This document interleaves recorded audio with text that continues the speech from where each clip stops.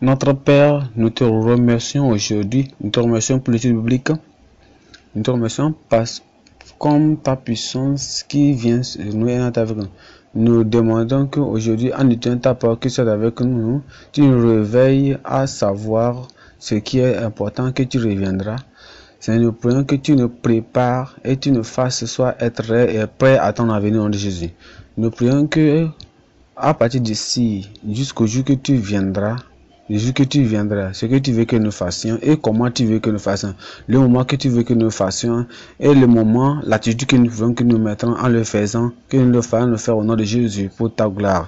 Papa, aide-nous à pouvoir chercher à comprendre de toi, vivre pour toi, vivre pour ta gloire, pour que chaque jour, chaque moment que nous dépensons, nous restons sur cette terre, à la fin de cette terre, qu'il soit une gloire pour toi et nous allons être des gens profitables pour toi, pour l'éternité et pour aujourd'hui.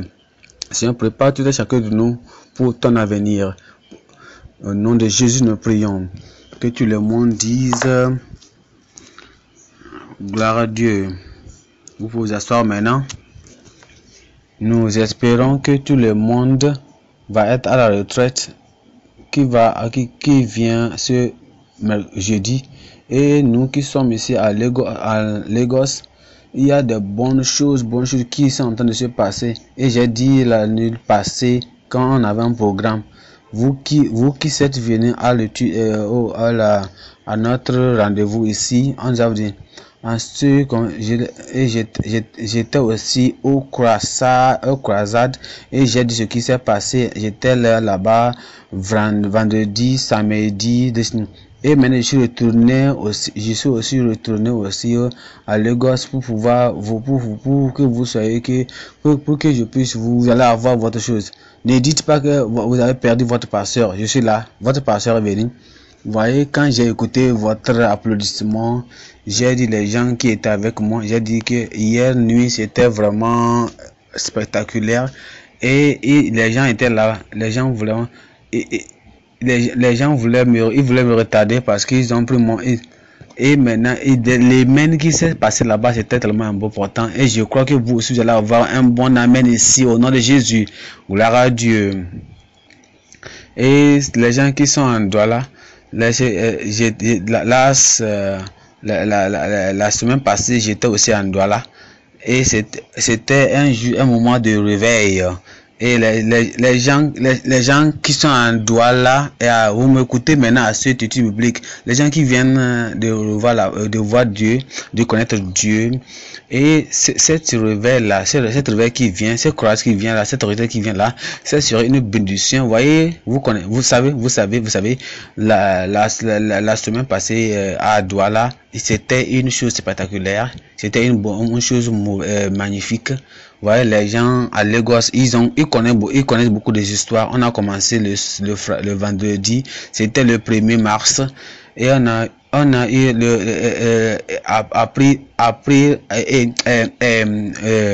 avril 4. Vous voyez?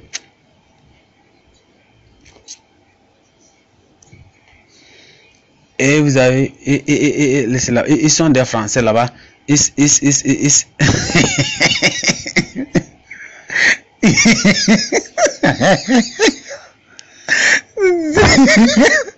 voyez, il dit quand je suis parti auprès d'eux. Quand je suis parti auprès d'eux, je suis parti au Cameroun 4 avril. Et vraiment, quand je les parlais, je les disais, on prêchait vraiment, l'interprète a vraiment pris le temps pour moi, il a beaucoup saisi le temps pour moi, pour pouvoir, pour que je puisse l'enseigner pour l'interprétation. Alors ce qui s'est passé, j'ai dit épreuve fou. Quand j'ai dit les épreuves fou, quand j'ai parlé le mot disant que je dis le plus fou là que j'étais en train de parler de, alors il n'a pas compris bien, il n'a pas bien compris ce que je disais par plus fou là. Quand je dis plus fou, ça veut dire Il n'a pas bien compris ce que j'appelais April Fool. Il a compris, il a cru que je suis en train de parler de April, vous voyez, April en français, ça veut dire avril. April Fool, donc il a cru que j'ai dit que April Fool, ça veut dire que avril, 4 avril. Il les a traduit que 4 avril. 4 avril bientôt. Et ça doit être quoi, poisson d'avril, vous voyez. C'est normalement on dit quand les Anglais disent April Fool, ça veut dire que poisson d'avril. Il n'a pas bien compris ça, il a dit 4 avril. Et ça n'a pas pris vraiment beaucoup de temps. Alors j'ai pris le temps pour pouvoir les donner de l'interpréter ou bien de l'expliquer que non, ce n'était pas comme ça, ce n'était pas ceci, c'était pas comme ça. Et maintenant je vous dis la chose. À ce moment-là, au Cameroun, quelqu'un était là. Les gens disaient là. Les gens étaient là-bas. Quelqu'un a écouté, il y a une bonne chose qui est en train de se passer là-bas. Quelqu'un a écouté, il y a une bonne chose, il y a des bonnes choses qui sont en train de se passer là-bas en ce moment. On avait un programme, en Asie, tout le monde, les gens se levaient, marchant, le cancer disparu, les maladies, tout cela disparaît. Et on a dit à cette personne à l'hôpital, il y a de bonnes choses qui se passent ici dans la ville. Vous voyez, il avait les reins qui sont faillis, tout est faible, la personne l'aime. Et on a amené cette personne là à la croisade, aux croisades. Et ce qui s'est passé quand j'ai pris au nom de Jésus et quand j'ai dit que la guérison est permanente. Et voilà, on a mentionné le nom de Jésus sans aucune hésitation, sans aucun retard. Et voilà, cette personne s'est relevée sur ses pieds, elle a eu de foi. Pourquoi je vous dis ces choses là comme ça là? Je vous dis ces choses là, ça veut dire que les choses que je vous dis là maintenant, ce sont des choses, des petits préceptes, ce qui va arriver à la retraite. Si vous avez un problème là-bas, amenez ces problèmes à la retraite et ça sera ôté au nom de Jésus. Ils seront ôtés. Et vous savez, vous êtes maintenant à Lagos ici et vous êtes à Lagos et comme si vous allez la nuit, on n'a pas fini les témoignages jusqu'à 21h. On a fini après 22h, on n'a pas fini ça. Et il dit levez-vous. La même chose que je vous parle de vous aussi. Vous savez, la seule que je peux vous dire que moi j'étais un partisan. Ceci-là, c'est pour une cognerie. On cogne ça et ça tombe. Ceci, regardez, c'est pour la rédemption et c'est pour quand le Seigneur ouvre le ciel maintenant et on va dire. Et ça, il y aura la délivrance, il y aura la bénédiction illimitée. Vous voyez, quand nous venons à ce congrès, nous venons à ce programme, c'est comme les gens qui vont voir la bénédiction. Vous, les gens là, vous n'allez pas me laisser, vous n'allez pas me laisser partir. Ce jeudi, on va commencer notre retraite. Ça sera un moment de réjouissance, un moment de joie. Et les gens parlent de satellite. Satellite, c'est Wanda. Satellite, c'est quelque chose de magnifique. Je vais vous dire quelque chose. Je vais vous parler des histoires. Si vous ne voulez pas comprendre, allez fermer les yeux, fermez les oreilles alors. Alors, vous voyez, je suis parti maintenant. Je suis parti en Cameroun. Quand je suis parti en Cameroun, il y a une femme, il y a un chef qui est venu et elle dit, je veux quelque chose. Et il dit tout ce qui s'est passé là. J'ai cru qu'elle vient pour me voir pour la prière, pour la prière. Elle dit non. Elle dit non, je viens pour un témoignage. Et dit, on avait un programme au Niger. Et sa mère était au village tellement paralysée. Et à cause de ce programme qu'on avait au Nigeria, on a amené cette mère là à une croisade et il regardait il voyait le pasteur Koumoï sur la satellite. Il voyait le passage le pasteur elle dit on te voyait prêchant sur la télévision, c'est-à-dire sur satellite. Alors tu prêchais et tu as pointé le doigt comme ça. Comme je pointe mon doigt, ça touche à qui vient, qui est. Ça montre à qui maintenant ici. Et il dit, et j'ai pointé mon doigt comme ça sur l'écran. C'est comme je pointais mon doigt sur la femme, à la femme. Et j'ai dit, au nom de Jésus, lève-toi et marche. Et la femme là s'est levée, elle a marché. Jusqu'à ce jour-là, la femme là marche, elle marche bien. Je vous dis ceci, une autre chose encore. Ceci là s'est passé dans deux jours avant ce jour-là. Les gens m'ont suivi jusqu'à Rojo. Et les miracles se produisaient au vendredi, grand miracle. Et j'ai dit, mais je veux prier. Et un frère est venu. Il a un enfant. L'enfant est à Lagos. Et l'enfant ne marche pas. Et le frère ce qu'il a fait, il a pris la femme. Il a dit, ma femme. Il a appelé la femme. Il a dit, il y a un miracle qui a commencé ici. Nous sommes à la croisade. Amène ta femme là, l'enfant là ici. Et prend le téléphone et met dans l'oreille de la femme et ton oreille. Et quand j'ai dit au nom de Jésus, lève-toi et marche. Sur le téléphone là, l'enfant là a marché, levé là, commencé à marcher. Vous voyez? Si ces choses-là peuvent vous prendre place, si ces choses à travers le téléphone, à travers le satellite, à travers la cassette, à travers les vidéos, à travers les yeux, à travers les CD, à travers les DVD, vous êtes ici pour un miracle. Et ça serait un moment de réjouissance, un moment tellement. Si vous avez quelqu'un là, quelqu'un quelque part là, dites-le de venir. Vous voyez, et ça serait la plénitude et l'accomplissement et la complétité, l'accomplissement de sa parole. Et maintenant, nous venons maintenant de l'étude biblique de ce jour. Apocalypse chapitre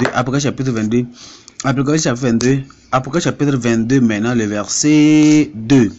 Et il dit au milieu de ça, il dit, à partir du verset 6, s'il vous plaît, il me dit, ces dits sont fidèles et vrais. Le Seigneur Dieu, les saints prophètes, a envoyé son ange pour montrer à ses serviteurs les choses qui doivent bientôt être accomplies. Verset 12 maintenant, il dit, et voici, je viens rapidement et ma récompense est avec moi pour donner à chaque homme selon ce que son œuvre sera. Verset 13 maintenant, je suis Alpha et Oméga, le commencement et la fin, le premier et le dernier. Verset 17, et l'esprit et l'épouse disent, viens, et que celui qui entend dise, viens, et que celui qui a soif vienne, et quiconque le veut, qu'il prenne de l'eau de la vie gratuitement. Verset 20 maintenant, car celui qui atteste ces choses dit assurément, je viens rapidement. Amen. Oui, certainement, viens Seigneur Jésus. La grâce de notre Seigneur Jésus-Christ soit avec vous tous. Amen. Et quand on se prépare maintenant pour la retraite à venir, on parle de la crucifixion, on parle de l'assèvrissement de Christ, on parle de la résurrection de Christ, on parle de la sanctification de la crucifixion de ces personnes là. Aujourd'hui, cette étude là nous parle quand Christ va venir.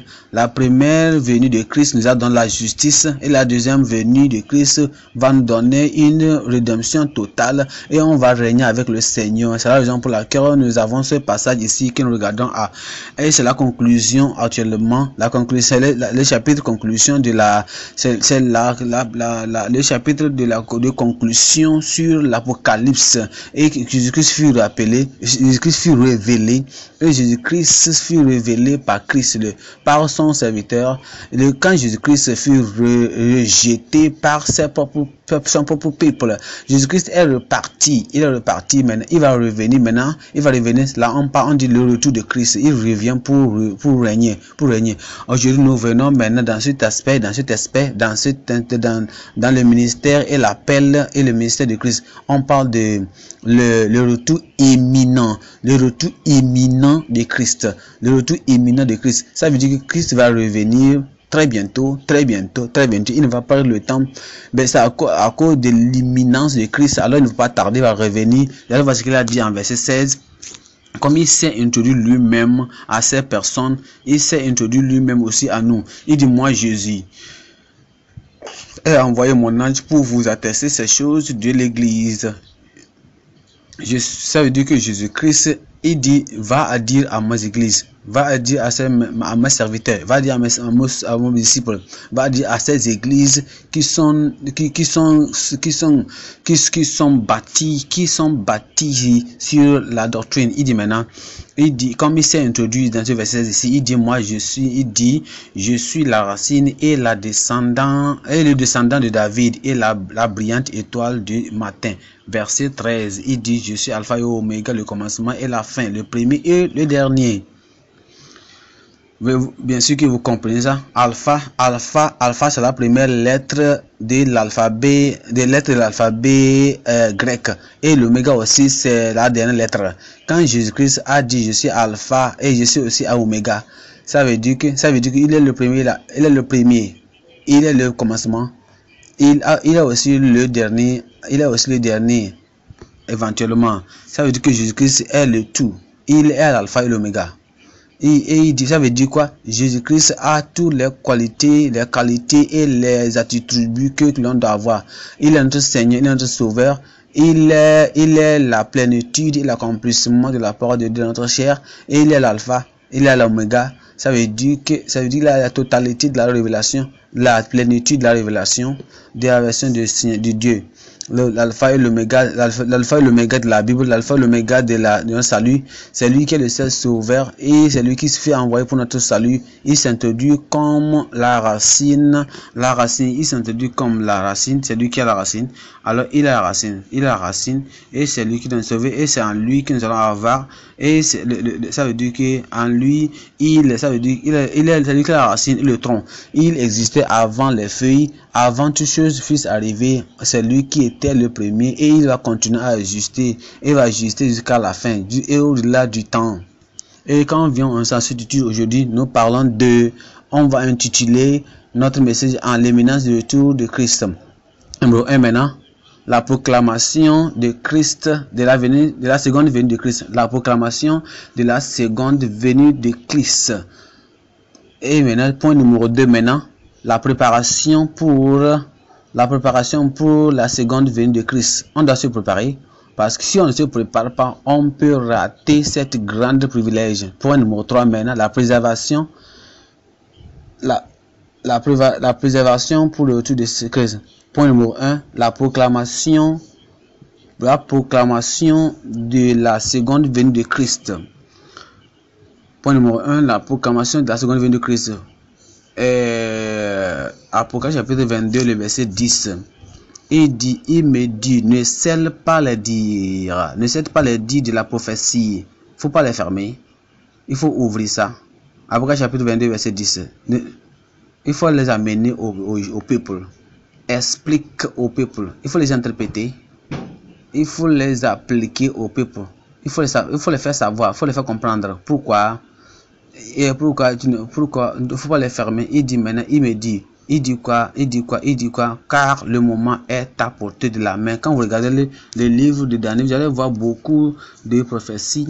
Et les prophéties de Daniel montrent aussi à la fin du jour.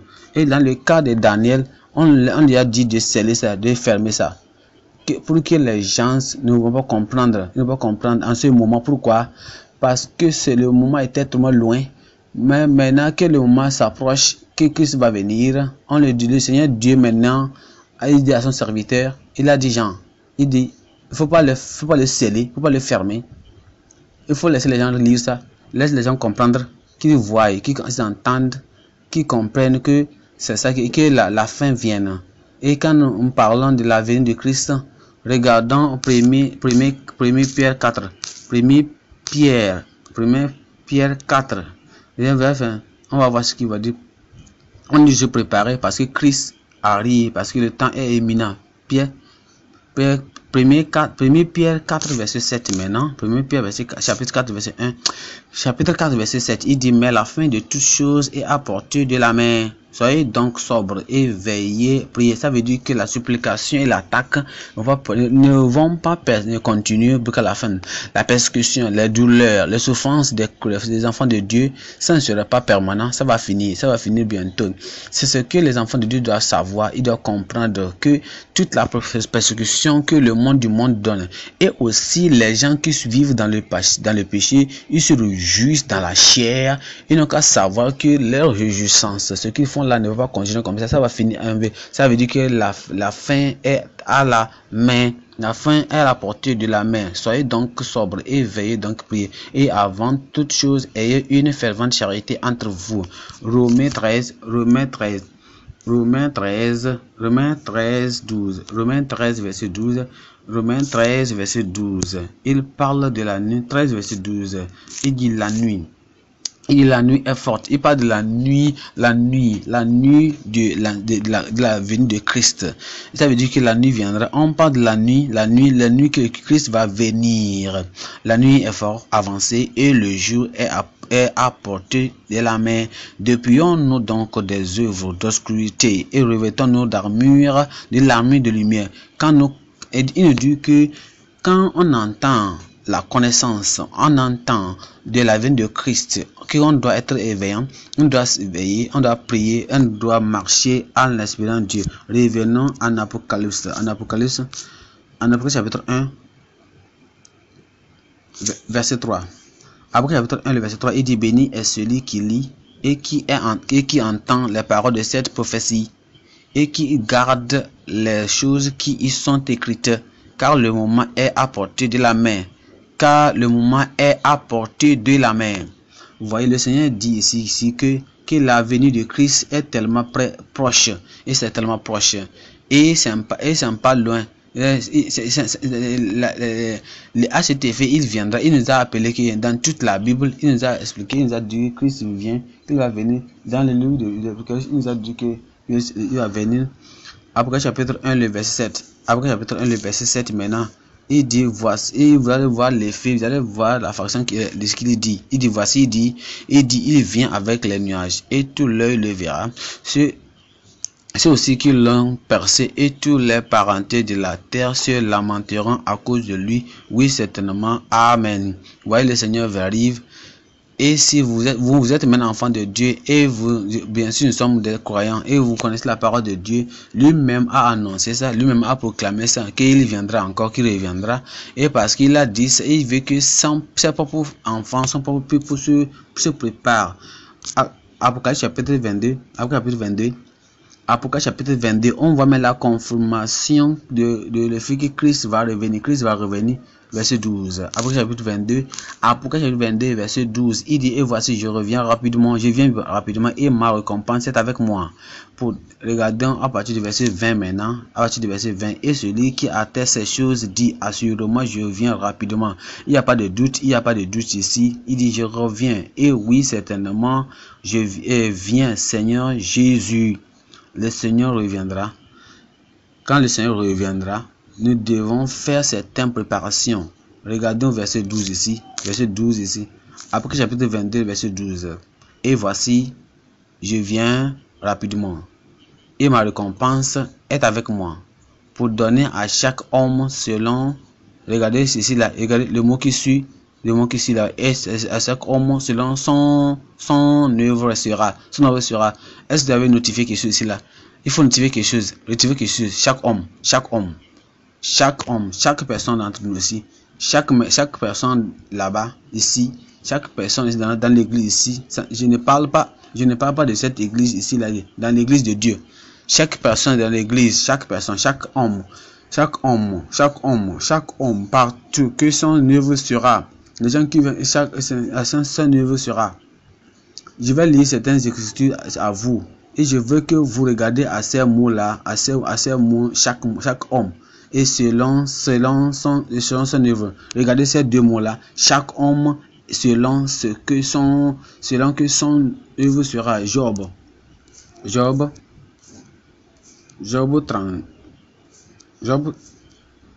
34, verset 11. Job 34, verset 11. Ici, c'est une claire déclaration de ce qui va arriver. Il dit, verset 11, il dit, car il rendra à l'homme selon son œuvre. Il fera trouver à chacun selon ses chemins. Vous voyez ici, là, chaque homme, selon son œuvre. Et maintenant, tout ce que tu fais, comment tu vis, c'est un jour de récompense arrive. Un jour va arriver que on va récolter tout. Proverbe 22, 12, Proverbe 22, verset 12, Proverbe 22, et souvenez-vous de la parole que nous cherchons ici, chaque homme selon son propre œuvre. Verset il dit, maintenant, celui qui aime la pureté du cœur pour la grâce de ses lèvres, le roi sera son ami. Les yeux du Seigneur préservera connaissance et sera la parole du transgresseur. Regardez l'homme oisif, Dieu est lion selon je serai Dieu. Et l'homme, chaque personne, selon sa parole, c'est la même chose. Il dit, dans le Nouveau Testament, dans l'Ancien Testament, on ne parle chaque homme sera récompensé selon sa parole. Chaque homme sera évalué et va donner selon sa parole. Jérémie 17, 10. Jérémie 17, 10 et 11. Jérémie 17, 10 et 11. Jérémie 17, 10 et 11. Moi, le Seigneur, je sonde le cœur, je prouve les reins, et même pour rendre à chacun selon ses chemins, selon ses chemins, selon le fruit de ses actions. Vous voyez ici, il dit chaque homme, chaque personne, n'importe quelle partie de la Bible, ça nous éclaircit, ça nous dit que toutes choses que nous faisons, si c'était là, on prend Dieu entend enregistrer ça, Dieu met dans son registre, parce que chaque homme dans l'église, chaque homme hors de l'église, chaque homme de la génération passée ou de la génération à venir ou de la génération présente et les autres groupes de chrétiens, chaque homme de là-haut qu'on prêche la parole de Dieu, la vraie parole de Dieu est enseignée. Chaque homme, n'importe où la parole n'est pas bien enseignée, chaque homme en Afrique, en Asie, en Amérique, partout, chaque homme, verset 11 ici, verset 11, il dit comment les perdus couvrent les œuvres qu'il n'a pondu, ainsi celui qui acquiert des richesses et non pas selon le droit, et il les laissera au milieu de ses jours, et sa fin il sera un insensé. Je prie que tu ne sois pas un insensé. Jérémie 32, verset 19. Jérémie 32, verset 19. Jérémie 32, le verset 19, il dit maintenant grand en conseil et puissant en exploit. Car tes yeux sont ouverts sur tous les chemins des fils des hommes, pour rendre à chacun selon... Tes yeux sont ouverts sur les fils des hommes. Nous qui sommes dans ce monde ici, on ne peut pas voir chacun, on ne peut pas se voir l'un à l'autre. L'enfant, les parents ne peuvent pas être avec les enfants en même temps, chaque moment, n'importe où l'enfant est, non? C'est la même chose que les personnes ne peuvent pas être aussi avec les membres n'importe où il est. C'est pourquoi il dit grand conseil et puissance à plat sur tes yeux sont ouverts sur tous les chemins. Même mari et femme ne peuvent pas être ensemble toujours. Ça veut dire quoi? La femme est quelque part, le mari est quelque part. En certains moments, le travail est ici. Est-ce que tu sais ce qu'ils font, tu sais ce que la personne fait là où il est ou là où elle est, mais la femme peut dire ok, mon mari n'est pas ici, je suis libre, je peux faire ce que je veux, mais tu peux faire tout ce que tu peux faire. Rappelle-toi, souviens-toi qu'un jour de récompense, un jour de récolte va arriver, et c'est pourquoi un jour arrive, le registre va donner tout ce que tu feras dans la Katamani ou bien toi seul là-bas. C'est pourquoi il dit maintenant, ça veut dire quoi? Le jugement qui va venir dans le dernier jour, personne ne dira pas qui ne connaît pas.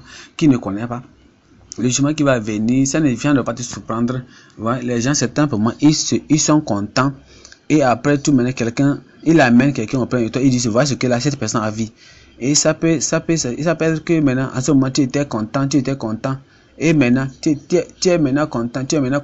Et la personne qu'on amène auprès de toi là est coupable. Tu dis maintenant, oh, laisse cette personne là, on amène la personne là qui est coupable. Tu dis, laisse-le. Maintenant, à un autre jour maintenant, parce que ce jour là, ton mood est différent. Ta pensée, comment tu te sens, c'est différent maintenant. Tu ne sens pas content. Alors, on amène quelqu'un qui est coupable. Tu dis, hé, voilà, il a fait ceci là. Alors, il va le punir. Voyez, c'est comme ça Dieu dit. Mais ici, Dieu dit ici quoi?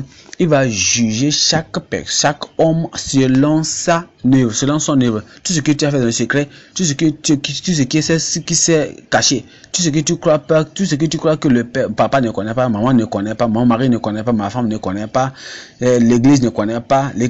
Dieu va juger selon son œuvre, chaque homme selon son œuvre. C'est pourquoi il dit ceci dans ce verset 19 ici. Et quand ce moment arrive, nos yeux ne seront bien, nous seront bonnes, nos œuvres seront bonnes. Et ce que nous avons fait selon la volonté de Dieu. 2 Corinthiens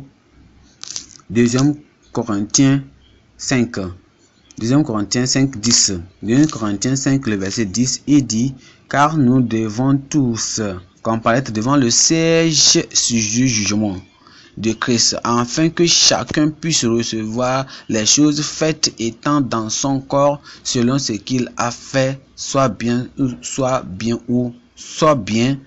mal. Il y a des gens qui vous disent, oh, l'Ancien Testament c'est là-bas l'Ancien Testament c'est le jugement, mais le Nouveau Testament c'est la grâce. Qu'est-ce qu'il veut dire cela? Il veut dire que les gens de l'Ancien Testament sont des gens de liberté. Tout est rempli de grâce. Et ils croient que c'est parce que à cause de la dispensation de grâce, il n'y aura pas le jugement.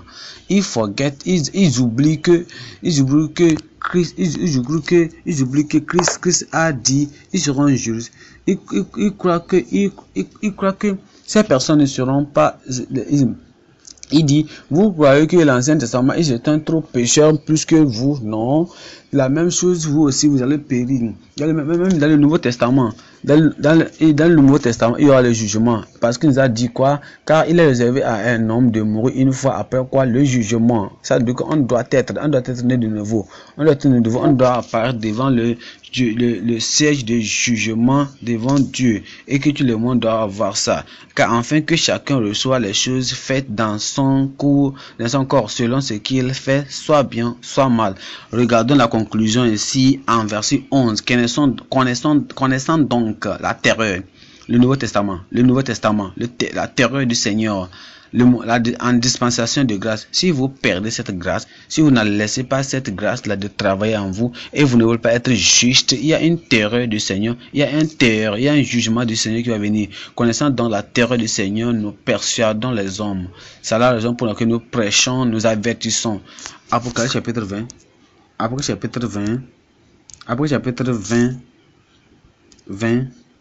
Verset 12,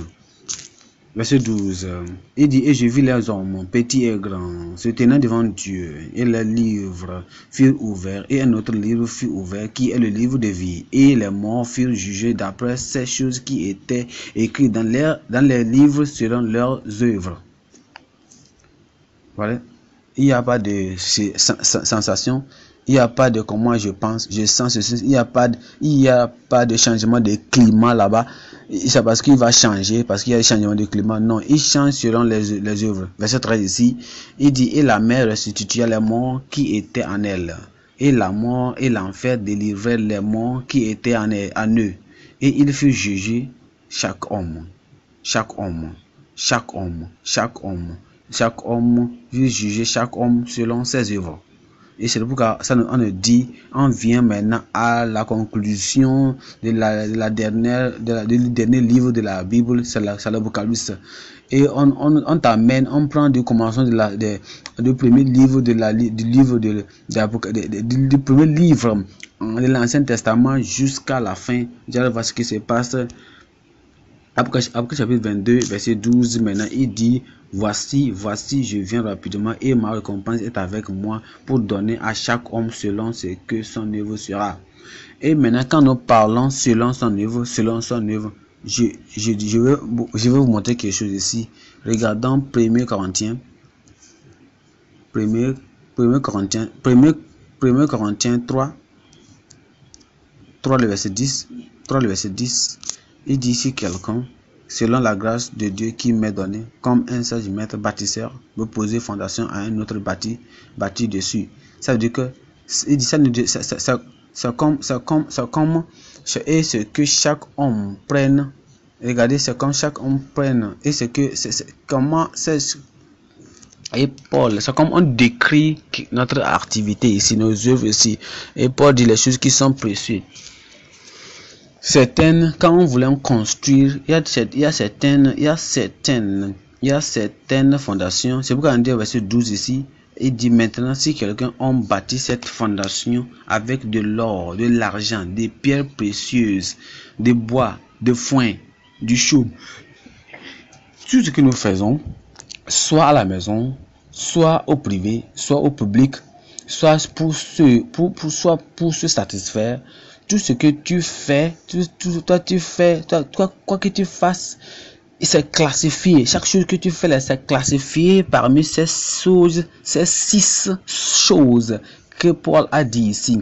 Il dit ceci là c'est précieux, ceci de l'argent, ceci des pierres précieuses, ceci de bois, ceci de foin, ceci de chaume. Il dit ceci là c'est classifié. Il dit ceci là c'est classifié comme de l'air, c'est classifié comme l'or. Ceci là c'est classifié comme de l'argent, ça c'est classifié comme des pierres de précieuses. Tout ils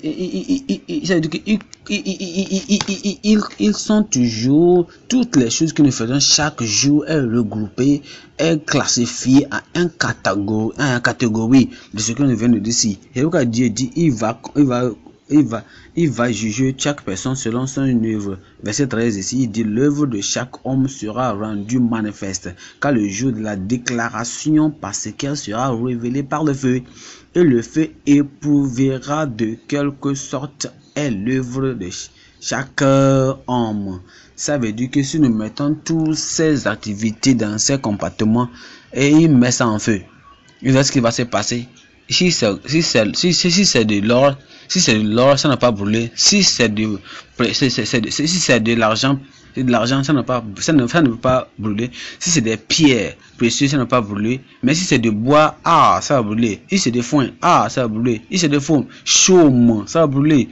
Regardez, tu dis, je suis né de nouveau, je suis avec Dieu. Mais le moment quand le feu vient, toutes les choses que tu feras, si tout ce que tu as fait était du bois, était de foin et de chaume, ça tout sera brûlé. Ça veut dire quoi? Ça veut dire que quand il dit c'est bois, c'est en bois, c'est en foin et c'est en chaume, ça veut dire que ce n'est pas bien. Il n'est pas ça, c'est ce péché. Non. Vous voyez, vous faites ce que ça veut dire que faites quelque chose qui est bon, ça apparaît être bon. Mais le Seigneur ne regarde pas au contenu, mais il regarde et il se concerne avec le propos, et il regarde l'intention, la raison, le but et comment la chose s'est fait. Je regarde en Philippiens 1, le verset 15. Philippiens 1, le verset 15. Regardons à partir du verset 15 maintenant. Il dit quelques-uns en effet prêchent Christ. Arrêtez-vous là pour le moment. Il dit celui-là il prêche. Il y a certaines personnes quand ils prêchent, tu vas les voir, tu vas dire cette personne peut prêcher. Il a dit souvenez-vous prêchez de l'or, de l'argent, des pierres précieuses et du bois, du foin et de chaume. Souvenez-vous ce qu'on vient de lire là-bas. Et voici ces choses-là vont passer. Et ceci là c'est de l'or, ceci là c'est de l'argent. Avant que vous ne disiez parce que vous ne pouvez juger, soit c'est de l'argent ou de points. Mais regardez, il dit quoi? Il doit prêcher. Il prêche Christ. Et même par, il s'accorde aussi par envie et querelle. Alors ils sont classifiés comme quoi? Et la personne se prêche lui-même. Et la personne prêche soi-même. Il prêche de la part de Dieu. Le motif, la raison, le but, le propos pour lequel la personne prêche, c'est pour envier. Alors, c'est classifié comme bois, comme foin, comme chaume. Et il dit quoi? Quelques aussi avec de bonne volonté. L'un prêche Christ par contestation, pas sincèrement, supposant ajouter de l'affliction à mes liens. Si vous prêchez la parole de Dieu et vous ministrez, vous êtes en train de faire la prédication et votre prédication n'est pas sincère, et ce n'est pas sincère, mais l'autre par amour, sachant que je suis désigné pour la défense de l'évangile. Philippiens 2, 3, il dit que rien ne soit fait par querelle ou vaine gloire. Les gens qui sont là, ils prêchent pour leur propre gloire. Il dit ou vaine, mais avec l'humilité, que chacun estime l'autre meilleur que lui-même. Les gens qui sont de la motivation de soi, c'est pas ce que seulement ce que tu fais, c'est l'intention derrière elle, c'est le propos. C'est la raison de derrière. Et c'est pourquoi on classifie ça comme soit de l'or, de l'argent, de pierres précieuses, de chaume ou bien de foin ou de bois. Et c'est pourquoi il dit tout le monde cherche. Il ne cherche pas Christ. Ils cherchent eux-mêmes leurs propres choses. Et c'est pourquoi en cherchant notre propre chose, on ne cherche pas notre propre gloire. Mais alors cela ne sera pas classifié comme quelque chose d'endurance quand on va revenir devant le siège du jugement de Christ. On sera jugé un à un. Quelqu'un a vécu toute sa vie prêchant la parole de Dieu et prêchant la parole de Dieu en prédication, donner tout ce qu'il vient, et la personne vient maintenant espérant qu'il y aura une grande récompense, et le Seigneur dit attends-toi là-bas, attends-toi là. Tout ce qu'il a fait là, c'est du bois, c'est du foin. Il sera surpris. Il s'était de soi, c'était d'insanité, c'était d'envie. Matthieu 23, 4. Matthieu 23, 5. Matthieu 23, 5. Vous allez voir ce qui se passe. 23. Verset 2, je vais aller derrière d'abord un peu. Matthieu 23, verset 2. Disant, les scribes et les pharisiens sont aussi sur les sièges de Moïse. Ils prêchaient la parole de Dieu. Donc, ce qu'il prie, observer cela est fait. Mais, il dit, ces personnes, ils vont vous dire ce qu'ils voudraient faire. Ils vont vous dire les écritures de Moïse. Ils vont vous dire ce que il dit. Moïse a dit ceci, vous faites cela. Regarde ce qu'ils font. Il vous dit tout ce que Moïse a dit de faire. Ils vont vous dire de faire ça. Mais eux-mêmes, regarde ce qu'ils font. Mais ils font toutes leurs œuvres pour être vus des hommes. Vous voyez ça là? Ce n'est pas seulement ce que tu fais. Ce n'est pas comment glorieux est glorieux, comment bénéficiel est profitable, comment bon et bien et mais bien précieux que tu fais toutes ces choses. Mais c'est le motif. C'est l'idée derrière, l'idée qui est là. Il dit, voici, je reviens bientôt et je donnerai à chacun selon son œuvre.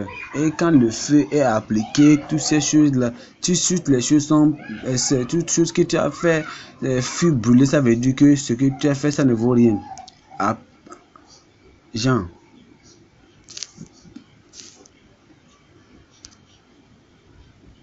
Troisième Jean 9. 3 Jean 1, le verset 9. Il déjà écrit à l'église, mais Diotrephe, qui aime à avoir la prééminence parmi eux, ne nous reçoit pas. Il y a un prédicateur là-bas, il y a un pasteur là-bas, il y a un ministre là-bas. Il dit, on n'a pas besoin d'autres personnes parce que Dieu nous a donné certaines personnes, des professeurs, des apostolats, des ministres. Alors je suis ici, comme moi je suis ici. On n'a pas besoin d'une autre contribution. C'est ici. Vous voyez, Joseph, c'est quelqu'un qui prêche la parole de Dieu. Diotrephe est là-bas, il prêche la parole de Dieu. Il dit tout ce que je fais. Il dit, il ne parle la parole de Dieu. Il ne dit la parole saine. Il nous donne la parole saine. C'est un dirigeant vraiment fort. C'est une personnalité forte. On ne prêche pas la personnalité. Il faut regarder, il faut vous poser la question, est-ce comment le Seigneur Dieu évalue votre œuvre? Il y a les autres professeurs qui viennent, et les autres ministres qui viennent. Regardons à partir du verset 10, c'est pourquoi je viens, si je me souviendrai de tes actions qu'il fait, en débitant contre nous des paroles pleines de malice, et non satisfait de cela, il ne reçoit pas non plus les frères et interdit à ceux qui veulent le faire et les chasse hors de l'église. C'est une grande personnalité. Tu dois aller de sa voix. Alors si tu ne vas pas de sa voix, rien ne va marcher. Mais la personne est qualifiée, est compétente à le faire. Il y a quelqu'un là-bas. Quelqu'un est là-bas compétent, réel à le faire. On ne va pas le laisser pour le faire. Parce que, pourquoi ils font ça là? La raison, l'intention, leur idée qu'ils veulent faire ça. C'est ça qui est important. Apocalypse chapitre 22. Apocalypse chapitre 22, verset 12. Après chapitre 22, verset 12, maintenant, il dit, voici, je viens rapidement. Voici, je viens rapidement, et ma récompense est avec moi pour donner à chaque homme selon ce que son œuvre sera. Il faut vous poser la question si le Seigneur viendra aujourd'hui et le Seigneur va pointer la main à la chose que tu l'as fait, votre intention, ce que tu as fait et l'idée qui est derrière, qui est en train de qu'est-ce qui est enfin. Point numéro 2, mais la préparation pour la seconde venue de Christ. Point numéro 2, la préparation pour la seconde venue de Christ. Apocalypse chapitre 22, le verset 14. Il dit quoi?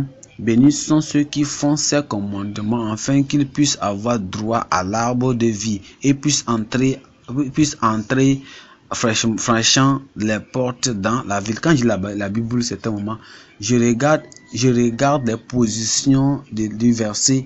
Ça m'intéresse que c'est le dernier chapitre de la Bible. Et ici, Jésus-Christ ici est exalté. Il dit, moi, Jésus, la racine de David, le premier et le dernier, le commencement et l'alpha et l'oméga. Je viens rapidement. Et il dit, mais dans ce verset-ci, dans ce chapitre-ci, il parle de Jésus-Christ. Et il dit maintenant, bénis sont ceux qui font ces commandements. Et quand vous écoutez beaucoup des prédicateurs d'horreur, je remercie Dieu que vous ne les écoutez pas. Quand vous les écoutez, ils vont vous confondre. Il dit que l'Ancien Testament fut écrit avec de doux. Maintenant, le Nouveau Testament, c'est écrit de religion. Crois seulement. Ça ne vaut pas la peine si tu obéis la parole de Dieu ou pas. Mais le Nouveau Testament, c'est le jour de grâce, c'est l'âge de l'amour. Alors ça ne vaut pas la peine. Ça ne vaut pas la peine si le cœur le fasse. Oui, ça vaut la peine. C'est le dernier chapitre ici. Qui conclut, qui est en train de donner un résumé, une conclusion de toutes les choses, de toute la parole. Il dit béni. Il dit béni. Il dit béni de ceux qui font le commandement. Vous voyez ça? Il dit bénis sont ceux qui font ces commandements et qui puissent avoir droit à l'arbre de vie et puissent entrer franchissement les portes de la ville. Vous voyez ça là? Qu'est-ce que l'Ancien Testament dit concernant faire le commandement de Dieu? Regardons Jacques 1. Jacques 1. Nous lisons à partir du verset 22. Jacques 1, à partir du verset 22. Verset 22. Jacques 1, le verset 22 dit, mais soyez exécuteurs de la parole. Nouveau Testament. C'est pas qu'il faut le glorifier. Quand les gens pensent de la grâce vous fait être sans loi. La grâce vous fait être passif. Ça veut être isolé. Ça veut être faire rien. Et parce que toute chose est de grâce. Même à l'âge de grâce, la grâce de Jésus-Christ qui est valable. Et nous enseignons que régnant toute piété, qu'on doit vivre sobrement, justement, piété devant Dieu. C'est la grâce. Quand la grâce vient à ce nom, en ce verset où il enseigne, il fait mention de quoi? Dans ce verset où il fait mention de le mot grâce, il dit non pas au Dieu, auditeur seulement, vous trompez vous-même. Quand nous lisons la parole de la Bible, et si nous lisons le Nouveau Testament bien, on va voir que la grâce ne nous rend pas sans loi, la grâce ne nous rend pas isolés, la grâce ne nous rend pas paresseux, non rien. La grâce ne fait pas qu'on ne peut rien faire, non. Il dit verset 22, il dit mais soyez exécuteurs de la parole et non pas auditeurs seulement, vous trompant vous-même. Verset 23, car si quelqu'un est un auditeur de la parole, ou non un exécuteur, il est semblable à un homme regardant son visage naturel dans un miroir. Car il se regarde et va son chemin et aussitôt oublie quelle sorte d'homme qu'il était. Mais celui qui crut dans la loi parfaite de la liberté et y continue, lui mettant pas un auditeur oublieux, mais un exécuteur de l'œuvre. Cet homme sera béni dans son action. La bénédiction qui vient sur les gens qui font la parole de Dieu. 1 Jean 3. Souvenez-vous que ce Jean-là, c'est le Jean d'amour. Et il n'a pas dit que, il dit maintenant Dieu est Dieu l'amour. Et si maintenant Dieu est amoureux, et ça ne vaut pas la peine de ce que je ferai. Qui dit, ouais, vraiment, ça vaut la peine. Ça vaut la peine. Et si vous êtes né de nouveau, si Jean, un bien-aimé, un frère de Jésus, un nom de nouveau de Christ, dit que c'est ça. Il y a un travail à faire. Et ce changement, il doit y avoir un changement. Et ce changement doit faire quelque chose. 1 Jean 3, le verset 23. 1 Jean 3, verset 33. 1 Jean 3, verset 33. Il dit, et ceci est son commandement. Nouveau Testament. Parce que nous gardons son commandement et que nous devons croire au nom de son Fils unique et que nous devons aimer et faire son œuvre. 2 Pierre 1:10. Jean-Pierre 1 chapitre 1 le verset 10. Maintenant, c'est pourquoi frères, soyez plutôt assidus à rendre votre vocation et propre élection certaine. Car si vous faites ces choses, vous ne tomberez jamais. Si vous faites ces choses, vous ne tomberez jamais. Car ainsi une entrée dans le royaume sans fin de notre Seigneur et Sauveur Jésus-Christ vous sera abondamment fournie. Car c'est pourquoi je néglige. Il dit, nous devons faire, on doit le faire. Quand nous gardons les commandements, quand nous faisons les commandements de Dieu, ce royaume nous serons ouverts et on va entrer aussi. Alors on pourra entrer. On pourra y entrer maintenant. Vous savez que Jésus-Christ a fait la même chose. C'est le Sauveur lui-même. Et il nous a donné la grâce de venir à Christ. Jean 13, verset 17. Jean 13, verset 17 maintenant.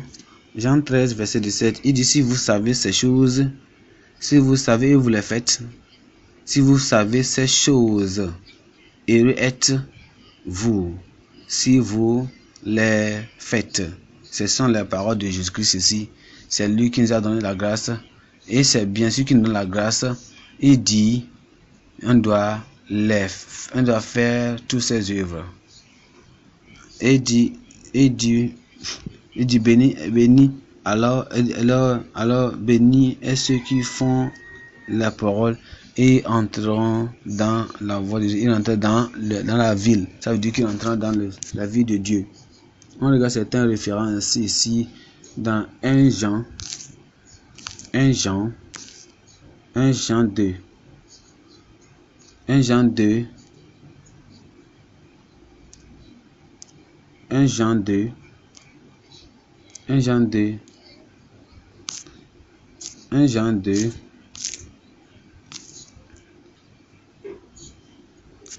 Jean 2.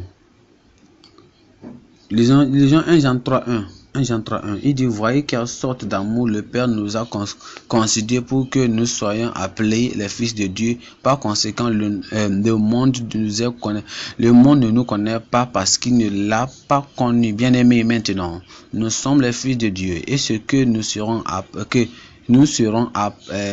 n'apparaît pas encore. Mais nous savons que lorsqu'il apparaîtra, nous serons comme lui, car ils ne verront comme il est. Et tout homme, ça veut dire nous devons faire une préparation maintenant, un plan. Et tout homme qui a cette espérance a su lui purifier lui-même, comme lui est pur. Chaque homme qui a cette espérance doit se préparer. On espère à rencontrer le Seigneur quand il viendra. On espère à marcher avec lui quand il va venir. Alors on doit vivre dans la sainteté, dans la force de Dieu, selon la parole de Dieu, et vivre dans la justice et la sainteté de vie. Psaume 119,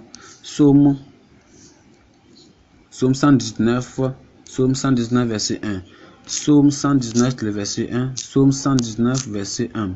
Vous allez voir ce qu'il dit. Psaume 119, verset 1, il dit, béni est l'homme qui marche pardon, et bénis sont ceux qui gardent ses témoignages et qui le cherchent dans tout leur cœur. Il dit, quand nous marchons selon la voie de Dieu, alors on sera sans souillure. Regardez bénis sont ceux qui gardent ses témoignages et qui le cherchent de tout leur cœur. Ils ne commettent aussi aucune iniquité. Ils marchent dans ses chemins. Tu nous as commandé de garder tes préceptes diligemment.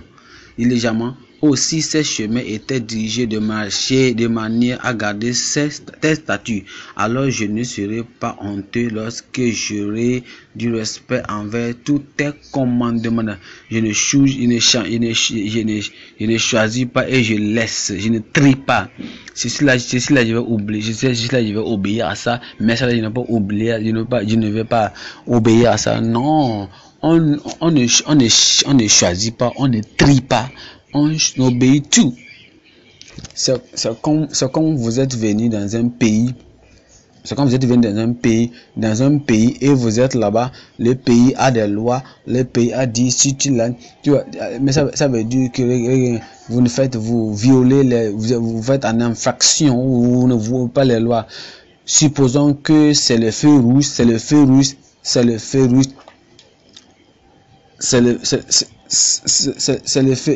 rouge là-bas. On vous dit que allez, passe ceci. Si vous passez ici, vous devez vous arrêter. Maintenant, ce qui se passe maintenant en allant sur le chemin, on vous dit que alors vous ne devez passer ici, vous passez ici. Mais ce qui se passe, vous voyez que vous êtes sur un boulevard. Alors si vous voyez que ce boulevard là, vous ne pouvez pas passer parce qu'il y aura l'embouteillage. Vous n'avez pas passé, et vous prenez un raccourci. Et en allant sur le raccourci maintenant, et ça va passer en 7 raccourcis. Et vous allez vous passer par ce raccourci maintenant. Et ceux qui voient que la sécurité ou bien les policiers ou les gendarmeries vous attrapent et vous arrêtent là-bas, c'est vrai, vous avez l'infraction. Ce que vous avez engendré va vous suivre parce que la loi ne sera que prendre son prix sur vous. Et c'est ce que le Seigneur Dieu nous dit. Il nous dit nous devons aussi faire de la même chose étant enfant de Dieu. On doit avoir la sainteté, la vie, une vie synthétique avant d'aller au Seigneur. 1 Jean 2, 3. On nous parle de l'attitude. Et si nous sommes les vrais enfants de Dieu, nous devons marcher selon Dieu.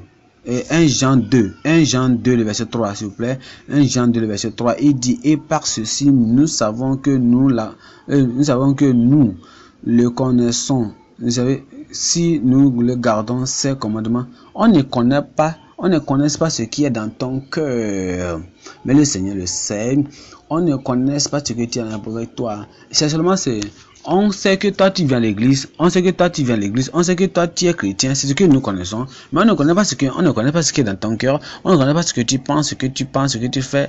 Alors personne ne peut pas te blâmer. Est-ce que vous allez blâmer les gens qui sont est-ce que vous pouvez blâmer un chauffeur de conduite? Est-ce que vous pouvez blâmer un cultivateur de cultiver? Non. Est-ce que vous voulez blâmer quelqu'un? Est-ce que non? Vous n'allez pas blâmer. Vous n'avez pas blâmé un prédicateur, non? Ce sont les erreurs que nous faisons dans notre église ici. C'est un moment, on voit une personne qui ne vit pas selon la droiture. Alors qu'est-ce que vous faites? Allez vous casser votre tête. Vous cassez votre tête. Vous perdez votre tête à cause de la personne. La personne ne veut pas garder la parole de Dieu. Il faut seulement prier pour la personne. Faut pas être angry, faut pas s'énerver contre la personne parce que la personne n'obéit pas à la volonté de Dieu. Étant leader, étant pasteur, étant quoi, tu te fâches contre la personne et tu ne regrettes pas. On ne peut pas se fâcher contre un pécheur parce que c'est sa nature. Laissez-le.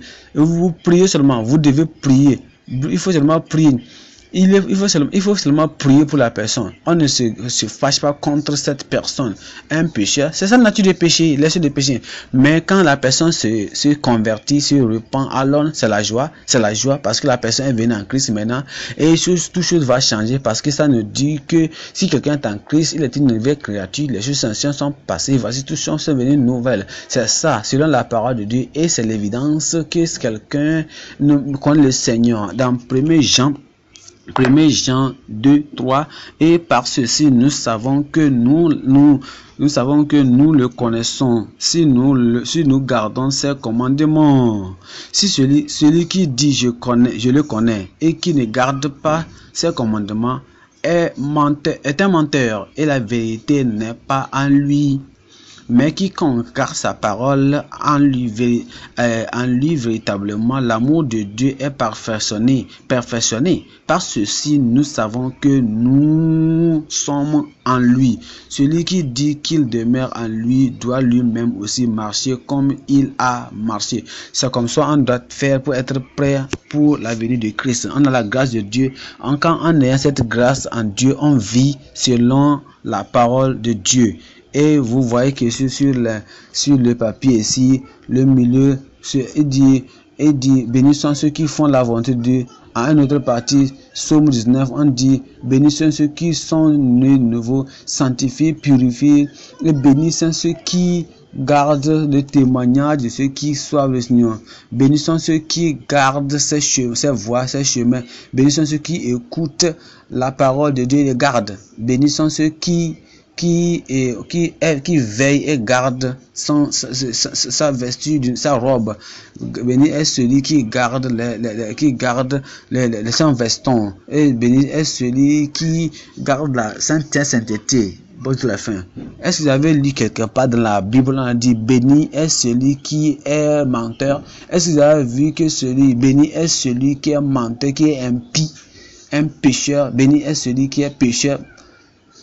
Christ, même Jésus-Christ ne va jamais prononcer la bénédiction sur un pécheur. Il n'a jamais prononcé ça. Il n'a pas prononcé ça dans Genèse jusqu'en Révélation. Ça veut dire que cela ne va jamais passer quelque part. Et c'est la même chose en prêchant la parole de Dieu aussi. Lui-même, en prêchant la parole de Dieu, nous prêchons la même parole que nous prêchons. Et tu dois dire que la bénédiction est prononcée sur ceux qui obéissent à la volonté de Dieu et qui gardent la volonté de Dieu, qui gardent la parole de Dieu. Je prie que Dieu te fasse obéissant. Point numéro 3. Point numéro 3 maintenant. Point numéro 3 maintenant. Apocalypse 22. Apocalypse 22. Nous lisons à partir du verset 18. Il dit, car j'atteste à chaque homme qui entend les paroles de la prophétie de ce livre. Si quelqu'un ajoute à ces paroles ou à ces choses, de lui ajoutera les plaies qui sont écrites dans ce livre. Et si quelqu'un retranche des mots du livre de cette prophétie Dieu retranchera sa part du livre de vie et de la sainte ville et des choses qui sont écrites dans ce livre. Ici on voit la préservation, la préservation des Écritures, la préservation complète des Écritures. C'est ça le point numéro 3, la préservation complète des Écritures. Il dit si quelqu'un aucun retranche. Il va voir, il sera dédaigné, le Dieu va le juger. Quand vous lisez la parole de Dieu, c'est un moment, on se pose des questions.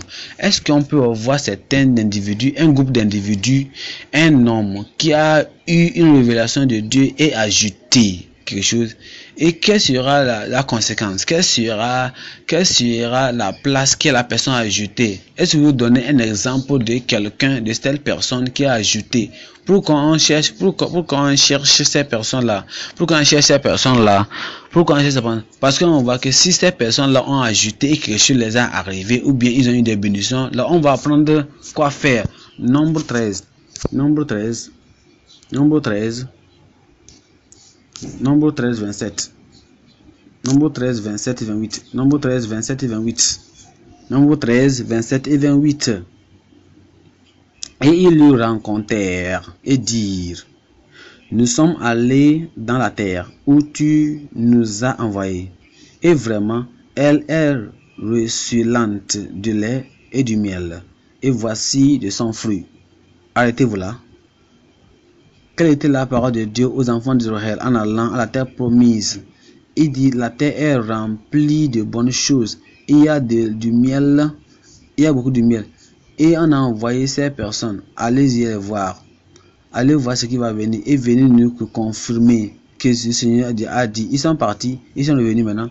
Quand ils sont revenus, ils ont confirmé ce que Dieu a dit.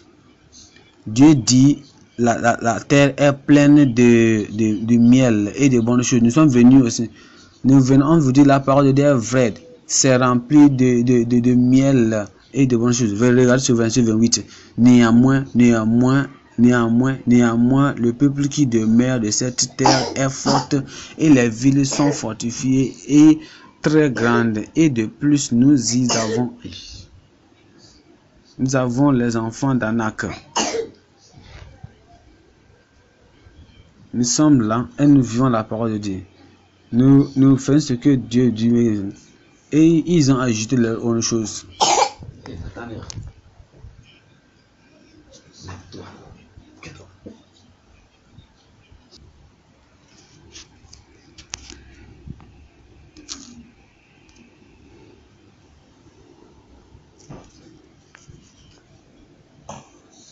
Et ces espions sont venus. Ils ont assuré ce que Dieu a dit.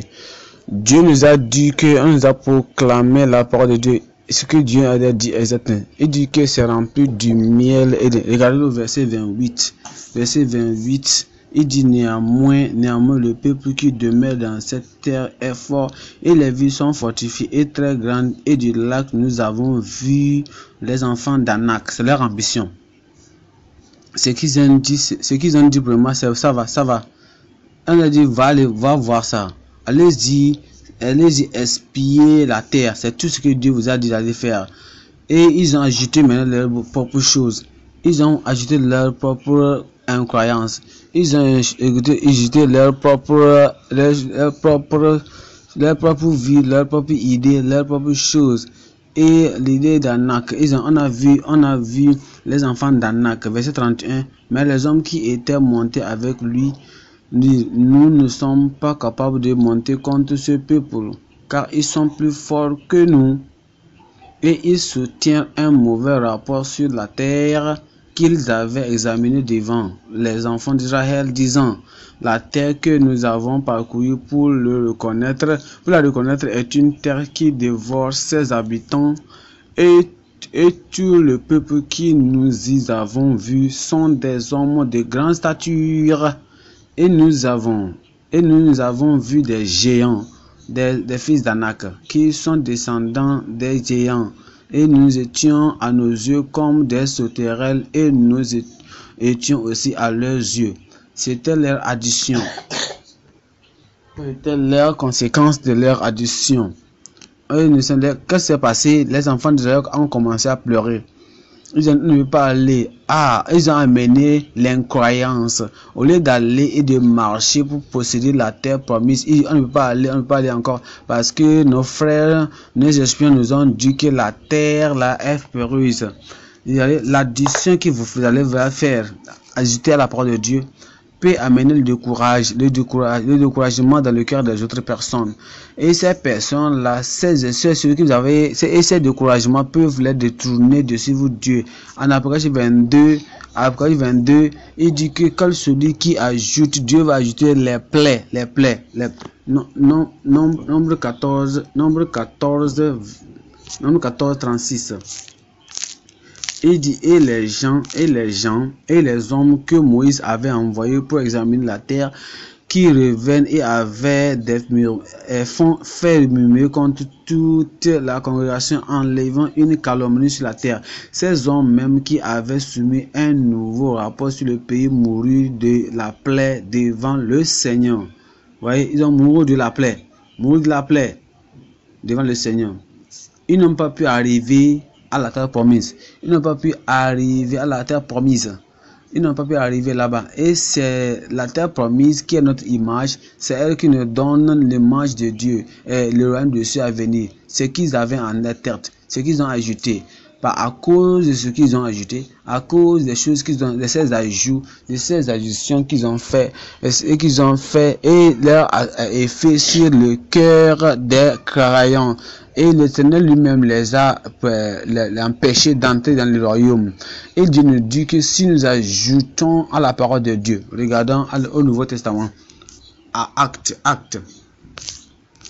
15, Acte 15, verset 1. Regardez, souvenez-vous de ce que nous parlons. Nous parlons de l'ajout à la parole de Dieu. Acte 15, verset 1.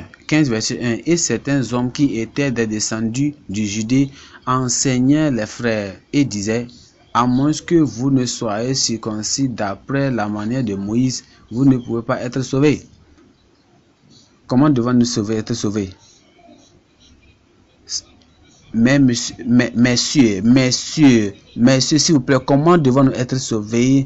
Il n'y a pas d'autre nom. Il n'y a aucun autre nom qu'on peut être sauvé. Il n'y a aucun autre nom. Ils sont venus, ils ont ajouté leur propre chose. Ils ont ajouté quelque chose. Il dit, à moins que vous ne soyez circoncis, vous ne pouvez pas être sauvés. Qu'est-ce qui s'est passé? Qu'est-ce qui s'est arrivé avec lui? D'autant plus que nous avons entendu dire de certains qui sont sortis du milieu de nous, vous ont troublé par des paroles bouleversant vos âmes, disant, vous devez être circoncis et garder la loi auquel nous n'avons donné de tels commandements. Ils ont ajouté leur propre chose. Et la chose qu'ils ont ajoutée, qu'est-ce qui s'est passé avec eux? Qu'est-ce qui s'est passé à eux? Galates ajouter cette circoncision. Regardez ce qui s'est passé à ces personnes qui ont ajouté ces paroles. Galates 1, verset 6. Je suis émerveillé que vous soyez si rapidement éloignés de celui qui vous a appelé à la grâce de Christ vers un autre évangile, lequel n'est pas un autre, mais il y a quelques-uns qui vous troublent et qui voudraient pervertir l'évangile de Christ. Mais si nous ou un ange du ciel vous prêche n'importe quel autre évangile que celui que nous vous avons prêché, qu'il soit maudit. Ça veut dire qu'ils vont rater le royaume de Dieu parce qu'ils sont maudits. Verset 9, il dit, comme nous l'avons déjà dit, ainsi je le dis maintenant à nouveau, si quelqu'un vous prêche n'importe quel autre évangile que celui qui vous a reçu, qu'il soit maudit. Regardez, c'est le danger d'ajouter à la parole de Dieu. Apocalypse 22 maintenant. Apocalypse 22, verset 19. 22, verset 19. Il dit, si quelqu'un retranche des mots du livre de cette prophétie, Dieu retranchera sa part du livre de vie et de la sainte ville et des choses qui sont écrites dans ce livre. Si quelqu'un retranche, et la question est-ce qu'on peut trouver quelqu'un? La question est, on peut trouver quelqu'un dans la parole de Dieu, quand la parole de Dieu est prêchée, quand la parole de Dieu vient à nous, et ils essaient de trancher la parole. Regardons à Luc chapitre 8. Luc 8, 12. Luc 8, verset 12. Ceux au bord du chemin sont ceux qui entendent. Puis vient le diable et il enlève la parole de leur cœur. Il prend la parole de leur cœur. Si quelqu'un est pris de la parole de Dieu, comment on peut savoir? La personne il est le caractère du diable, il est la nature du diable et il fait le travail du diable. Et là où le diable va passer son éternité, c'est là-bas aussi la personne va passer. Et si d'ici quelqu'un retranche la parole de Dieu, comme le diable retranche la parole de Dieu, si quelqu'un le fera comme ça, et être un ami de Dieu et la nature du diable, va montrer le caractère, l'attitude du diable, et la personne là est avec une honnêteté. Que ce ne sera comment ôté du livre saint. Luc 11, verset 52. Luc 11, 52. Luc 11, 52 va. Et du malheur à vous hommes. Luc 11, verset 52. Malheur à vous, hommes de loi, car vous avez tiré le clef de la connaissance. Vous n'y êtes pas entrés vous-même, et ce qui n'était entré dit entre vous les uns en avaient empêché. Vous avez ça là? Ils ont pris la clé, eux-mêmes plus. Ça peut dire qu'il y a certaines personnes, ils ont la restitution à faire ça. Et ils doivent faire certaines restitutions. Et les gens savent que ces personnes doivent faire la restitution. Et maintenant, les gens savent qu'ils vont faire la restitution. Pourquoi? Et maintenant, ils commencent à se détourner. Ils pêchent contre la restitution parce qu'eux-mêmes n'ont pas fait la restitution. Ils disent les gens n'ont pas fait la restitution parce qu'eux-mêmes, ils sont coupables. Certaines personnes, leur attitude, leur vie, leur manière de mener. Maintenant, ils sont violents comme ça, ils sont embrouillés. Et le Seigneur Jésus-Christ te prend, il enlève ton émotion, il enlève ton cœur, tous les conflits, tous les désordres, la colère, toute la confusion, tous les troublements. Jésus prend ça. Et maintenant, la personne vient, comme les gens le connaissent, comme ils sont des prédicateurs, ils sont des leaders, et ils ont des problèmes. Ils luttent contre la colère et ils disent que si quelqu'un vous dit que vous pouvez être libre de la colère, la personne ment. Vous dites cela comme ça, la personne est en train de dire comme ça parce qu'elle-même est coupable. C'est pourquoi on dit si quelqu'un va retrancher quelque chose du livre de la vie, lui-même son nom sera ôté, son nom ira ôté du livre de la vie. Il y a des gens qui ont divorcé leur femme, ils ont aussi donné, ils sont remariés. Maintenant, on pêche la parole de Dieu. On dit ceci, on dit ceci. Et la personne dit, la personne prêche la parole de Dieu. La personne prêche la parole de Dieu. La personne prêche la parole de Dieu. Il dit non, je ne crois pas, je ne crois pas à ça. Parce qu'il sait que lui-même, il a divorcé la femme et il est parti marier une autre. Il est coupable de lui-même de cette parole. Comment? Alors il va opposer cette parole. Alors si toi-même tu sais que tu n'es pas coupable de cette parole, parce que tu es parti et tu as marié une autre femme. Et la femme qui est avec toi, tu l'as renvoyée, tu l'as divorcée et tu es parti nous marier une autre femme. Alors quand on le dira, si c'est que tu n'es pas coupable de ça, c'est quand on va parler de la restitution, on va parler de la doctrine de une seule femme, un seul mari, alors tu vas dire, oh gloire à Dieu, Dieu merci, j'accepte ceci là, parce que c'est que tu n'es pas coupable de ça. Alors, une seule femme, un seul mari, parce que tu vas dire non, parce que tu sais que tu as un problème avec les maris. C'est par exemple que tu ôtes la part de Dieu. La part de Dieu va rester. Je dis la part de Dieu va rester. Ça va rester à nous. Et si c'est vous qui va ôter la parole de Dieu, et cette personne-là sera comme, il va prendre la nature du diable. Alors, mais on prie, on remercie Dieu que dans cette église, nous allons tenir. On va se tenir de la vérité et la parole de Dieu. Et nettement se tenir pour la vérité qui fut donnée au saint. Par la grâce de Dieu, on ne peut pas changer. Vous savez ce que j'ai découvert aussi? J'ai découvert que ici, il y a une église là où les leaders ont des problèmes de femmes. Ils ne parlent pas de vrai mariage en Christ. Certainement, ils ne prêchent même pas de ça. Si même il veut prêcher ça, il prêche ça d'une manière de amour, aimez-vous, aimez-vous, aimez-vous. Mais si quelqu'un dit une seule femme, un seul mari, si c'est un pasteur qui dit ça, alors parce que si un pasteur veut parler de ça, le grand pasteur va avoir des problèmes de ça. Mais on remercie Dieu ici on parle de tout. Il y a certaines femmes ici, certains de nos membres ici, peut-être qu'on a les Saintes Écritures. Après qu'on a les Saintes Écritures, tu vois, quelqu'un enlève sa main pour poser la question, qu'est-ce qui se passe? Nous, on n'aura pas peur, on n'a pas encore peur, on n'a pas dit, les gens là, ils vont poser des questions terribles qu'on ne pourra même pas les répondre. Alors, mais peut-être qu'il va poser une question qui va dans une côté catégorie que nous n'avons pas. On dit non. On n'a pas dit que ne pose pas cette question parce que nous on ne prêche pas ça. Non, n'importe quelle question vous posez, il faut la poser parce que nous prêchons la parole et nous allons amener la parole, la question en Dieu et devant la réponse on va vous donner. C'est comme ça que nous faisons et nous ne devons pas retrancher, on ne doit pas ajouter. Deutéronome 4, 2. Deutéronome 4, le verset 2, maintenant, c'est ça la parole de Dieu ici, il dit, vous n'ajouterez rien à la parole que je vous commande, et vous n'ajouterez rien, afin que vous puissiez garder les commandements du Seigneur, votre Dieu, que je vous commande. Il dit maintenant ici, on ne doit pas ajouter, on ne doit pas aussi retrancher. Il dit maintenant, 12:32 de Deutéronome. 12:32 de Deutéronome. Chaque chose que je vous commande, soyez sûr de la faire. Si tu n'y ajouteras rien et n'en diminuera rien.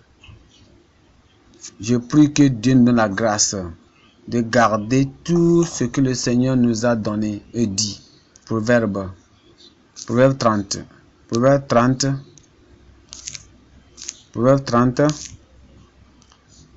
verset 5.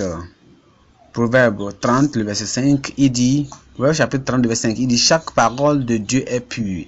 Il est un écu pour ceux qui mettent leur confiance en elle. N'ajoutez pas à ces paroles, de peur qu'il ne te reprouve et que tu ne sois trouvé menteur. Ici, quand nous écoutons la parole de Dieu, nous faisons ce que le Seigneur veut que nous fassions. Si nous avons un défi, on va dans la prière devant Dieu et Dieu nous aide pour être obéissants. Il va nous préserver pour son royaume à venir. Maintenant, nous lisons Apocalypse 22, chapitre 22, le verset 20 et 21. 20 et 21. Celui qui atteste ces choses dit assurément, je viens rapidement. Amen. Oui, certainement, viens Seigneur. Et par la grâce de Dieu, il dit, oui, viens certainement. Oui, certainement, viens Seigneur. Quand vous entendez la parole de Dieu, quelque chose, si vous attendez la parole de Dieu et on vous dit que le Seigneur Jésus-Christ arrive, et si vous vivez dans un péché, vous avez une restitution à faire, vous ne pourrez pas dire publiquement, réjouissement, joyeusement, dire oui, certainement, viens Seigneur Jésus. Si vous savez que vous-même, Jésus-Christ vient pour ceux qui sont purs. Si vous avez d'impudicité, alors si vous avez d'impudicité, vous vivez une vie double, une vie nonchalante, une vie double, une vie de deux faces, alors vous n'aurez pas l'audacité de dire oui, certainement, viens Seigneur Jésus-Christ. Si vous avez visité le calvaire et le sang de Jésus, le sang de l'agneau vous est lavé, vous êtes purifié, alors vous savez qu'il n'y a rien d'impur dans votre cœur. Et l'Esprit de Dieu vous donne, rend témoignage à vous que vous êtes né de nouveau et vous êtes sanctifié. Et vous êtes prêt à l'arrivée du Seigneur Jésus-Christ et dit, voici, je viens certainement. Alors votre corps, votre cœur, votre âme va répondre. Toutes choses en vous là va répondre et dit, oui, certainement, viens Seigneur Jésus-Christ. Et la bénédiction venant du Seigneur, venant de la part de Dieu, venant du Dieu lui-même, va de la grâce de Dieu soit avec vous tous. Amen. et on va se mettre sur nos pieds maintenant. On va aller devant Dieu dans la prière. Tu veux être prêt pour la venue de Christ. Vous venez à l'église, si vous n'êtes pas né de nouveau, tu seras de toute personne, mais tu seras misérable, servant Dieu, mais prêchant la parole de Dieu. Si tu n'es pas né de nouveau, si tu n'es pas prêt pour la venue de Christ, quel sera ton amour, quelle sera la chose, quelle sera ta pensée, quelle sera ta foi, quel sera ton sort à la venue du Christ. Mais tu dis Seigneur, prépare-moi, lave-moi. Je ne veux pas d'impudicité, je n'ai pas besoin d'impurité dans mon caractère, dans mon attitude, dans ma relation entre ma femme et mon mari, dans la relation entre mes enfants et moi et mon mari, ou la relation entre mon mari, ma femme et moi, la relation entre mon mari ou ma femme, ou bien mes enfants, mes frères et sœurs à l'église, mes pasteurs, n'importe où. Papa, prépare-moi, aide-moi à être prêt. Si vous avez rétrogradé, vous devez revenir au Seigneur, parce que Jésus-Christ vient pour les saints, il ne vient pas pour les rétrogrades. Si vous êtes un pécheur, vous n'avez pas donné votre vie à Seigneur Jésus. C'est le moment de dire Seigneur, je me donne à toi, je me donne à toi. Et quand vous êtes donné complètement à Dieu, votre caractère va changer, votre attitude va changer, votre parole va changer, toutes choses concernant vous va changer, parce que quand vous êtes en Christ, maintenant tout chose va changer. Que si quelqu'un est en Christ, et c'est cette personne-là que le Christ vient pour. Le Seigneur ne vient pas pour ceux qui sont dehors. Il ne vient pas pour ceux qui tombent et se relèvent. Il ne vient pour ceux qui se trompent. Ils sont seulement des écouteurs de la parole de Dieu. Ils sont des exécuteurs, mais ils sont seulement des écouteurs. Mais s'ils sont vraiment des auditeurs, mais ils ne sont pas des exécuteurs, alors Dieu ne vient pas pour cela. Il vient pour ceux qui sont les faiseurs. Ils sont ceux qui sont des exécuteurs de la parole de Dieu. C'est eux qui Dieu vient pour. Ils sont des enfants de. Il dit, je viens. Voici si quelqu'un est en Christ, il est une nouvelle créature. Les choses anciennes sont passées. Voici tous ceux sont devenus nouvelles. Ma fille à la maison, mon fils à la maison, qui est ici, mon frère, ma soeur, écoute la parole de Dieu, obéissez et dites que, est-ce que toi qui es là-bas, est-ce que tu crains quand Jésus-Christ veut venir, tu crains? Ou bien tu es content quand tu écoutes que Jésus vient. Quand on dit Jésus vient, est-ce que tu crains? Est-ce que tu jaillis? Est-ce que tu es émerveillé parce que Jésus-Christ est en train d'arriver? Alors non. Ou bien tu es coupable du péché, de cette femme secrète que tu as avec toi, ou bien de l'injustice, de la relation que tu as, ou bien de la femme que tu as, ou bien de l'homme que tu as derrière ton mari, ou bien cette femme, de cette fille, de ce jeune garçon que tu as en relation avec secrètement et personne ne connaît, ou bien c'est de cette chose-là que tu es coupable. Alors si tu as ça, alors bien tu as volé l'argent et tu n'as pas repenti, et tu gardes ça, et tu perds ça, tu gardes ça, tu gardes ça, tu es en train de cacher ça, tu ne veux pas que personne ne voie ça. Alors il faut se repentir. S'il y a quelque chose que tu es en train de cacher à la présence de Dieu et tu déçois autre personne, et parce que à cause de l'immoralité dans ta vie, tu détournes la parole de Dieu et tu as une autre idée, ton propre idée, ton propre agenda, ton propre plan, ton propre programme, pour qu'on n'ait pas venir au Seigneur, dis Seigneur, je suis désolé, Seigneur, je ne veux pas avoir ma propre opinion, ma propre décision, mon propre plan que je vais faire. Maintenant, je veux me arrêter sur la totalité de la vie sur toute la totalité de la parole de Dieu. Je ne veux pas retrancher, je ne veux pas ajouter. Je ne veux rien ajouter de la parole de Dieu. Seigneur, si tu as aidé les autres à être saints, moi aussi tu peux m'aider. Seigneur, la grâce qui les a aidés, tu veux m'aider aussi. Oui, il va t'aider et tu peux te tenir pour la vérité, tenir pour la justice, tenir pour la vérité, tenir pour Jésus-Christ et être un soldat de Christ, un armurier. Le vent ne va pas souffler, la tentation ne va pas te souffler, tu vas tomber, la tentation ne va pas te vaincre et la souffrance ne va pas t'envahir. Alors tu seras là, dépends sur lui et il va t'accompagner. Dépends sur lui, dépends.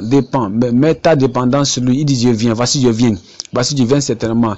Ta parole, ma parole est avec moi et je vais récompenser à chaque homme selon son service, selon que son œuvre sera. Est-ce que tes œuvres là, c'est de l'or, c'est de l'argent, c'est des pierres précieuses, c'est de la foine, c'est de la chaume, c'est du bois. Quelle est votre attitude concernant votre contribution pour le travail de Dieu, de ce que vous faites?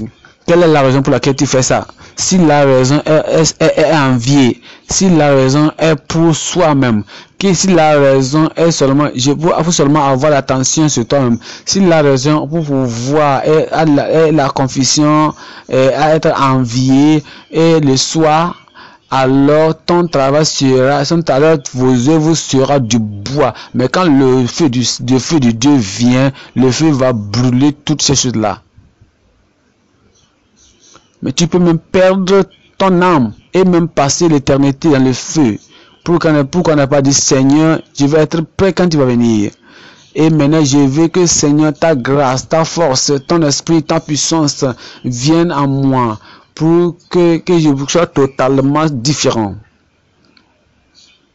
Pour que ta parole soit une chose précieuse en moi comme de l'or, précieuse comme de l'argent, précieuse comme des pierres précieuses, pour que les choses soient profitables, toutes choses non profitables en moi soient détruites. Et maintenant, tu vas vivre une vie qui va plaire à Dieu, pour ne pas plaire le soi, mais plaire Dieu, plaire le Seigneur.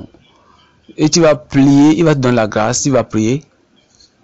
Et dit, venons vigoureusement au trône de grâce, qu'on va recevoir l'aide qui va nous restaurer dans le moment de besoin. Il va le faire. Si tu veux être né de nouveau, donne ta vie au Seigneur Jésus-Christ maintenant. Dis Seigneur, je sais que je suis un pécheur. Je sais que si je meurs dans cette condition-là, il n'y aura pas d'espoir, il n'y a pas d'espoir éternel pour moi au ciel. Seigneur, je te remercie parce que Jésus-Christ est mort pour moi le calvaire. Je tiens et je m'appartiens à la croix. Seigneur, pardonne-moi, il va te pardonner.